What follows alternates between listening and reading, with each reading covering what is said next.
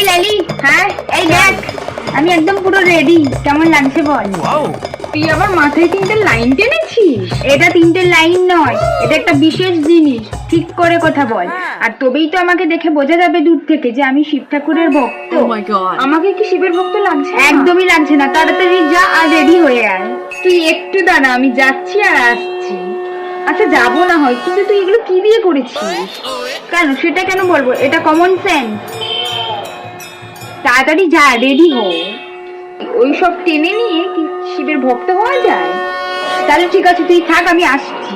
আরে তুই দাঁড়া, 2 মিনিটের মধ্যে আমি রেডি হয়ে আসছি। দেখ, এই দেখ আমি সেজে চলে এসেছি। তুই এত তাড়াতাড়ি কি করে রেডি হলি? শিবের প্রতি আমার এতই টান যে আমি তাড়াতাড়ি করে চলে এসেছি। আচ্ছা ঠিক আছে চল এবারে তাড়াতাড়ি ওখানে যাই। ওই মিলি, আমরা তো সেজে নিয়েছি, কিন্তু কিছু নিয়ে যাবি না শিব ঠাকুরের জন্য? আরে দরকার নেই কিছু নেওয়ার, ওখানে গিয়ে ওর কাছ থেকে আমরা নিয়ে নেবো কিছুক্ষণের জন্য। শুধু শুধু ভারী ভারী জিনিসপত্র নিয়ে গিয়ে কি লাভ?